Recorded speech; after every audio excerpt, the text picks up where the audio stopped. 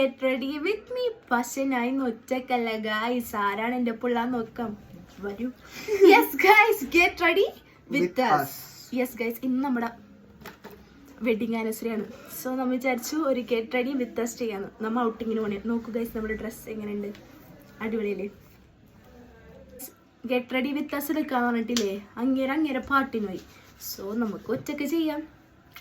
So നട്ടപ്പാതിരയാണെങ്കിലും sunscreen must. കാരണം എന്താ, ഫോണിൽ കൂടെ UV റേസ് വരും.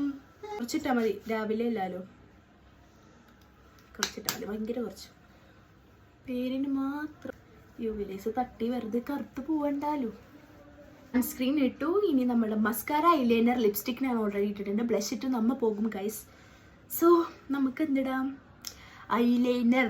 ഗൈസ് നമ്മൾ ഐലൈനർ ഇട്ടു ആസ് യൂഷ്വൽ. എനിക്ക് ഇതിനകത്ത് അറിയാത്തതുകൊണ്ട് രണ്ടായിട്ടുണ്ട്. ഇനി നമുക്ക് എന്തിടാം, മസ്കാര.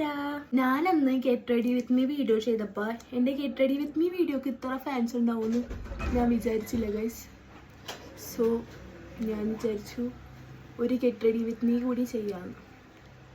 അപ്പോൾ ഗൈസ് പിന്നെ നമ്മുടെ മെയിനാണ് ഒറ്റ കുത്ത് മതി കിട്ടാൻ. 2 കുത്ത് കിട്ടിയിട്ടാണ് എനിക്ക് പണി കിട്ടിയത്. കുത്തായില്ല. സോ വിളിച്ചിട്ടു.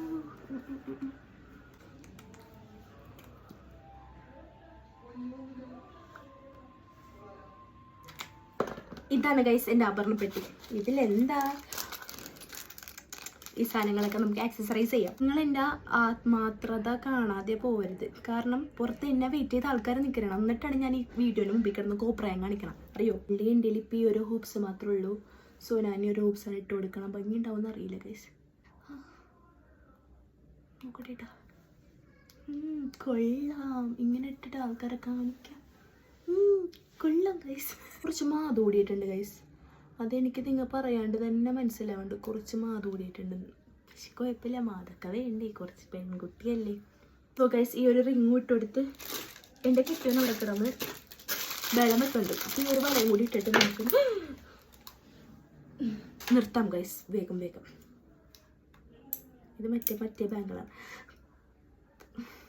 ഈ ഒരു ബാങ്കിൾ. ഇനി നമുക്ക് ഹിജാബ് കൂടി ചെയ്താൽ നമ്മുടെ പണി കഴിഞ്ഞു. വേഗം ഹിജാബ് ചെയ്തിട്ട് വരാം. നല്ല കേസ് ഞാൻ ഹിജാബ് ചെയ്യാത്തതുകൊണ്ട് എനിക്ക് ഇതിനെക്കുറിച്ച് വലിയ ഐഡിയ ഇല്ല. അതുകൊണ്ട് ഞാനിപ്പോൾ എങ്ങനെ ചെയ്യും എന്നാണ് ഞാൻ ഈ അറബിച്ചയൊക്കെ ചെയ്യണമെങ്കിൽ ഇങ്ങനെ ഇട്ടാലും കാട്ടറബിച്ചിയായി. ഹിജാബ് ചെയ്യൽ നടക്കുമെന്ന് എന്നുള്ള 1.25 മണിക്കൂറായി അവിടെ കിടന്ന് ഞാൻ കഷ്ടപ്പെട്ട. പക്ഷെ ഒരു മേന വന്നില്ല ഗൈസ്. പിന്നെ കാക്ക കുളിച്ചാൽ കൊക്കാകില്ലല്ലോ.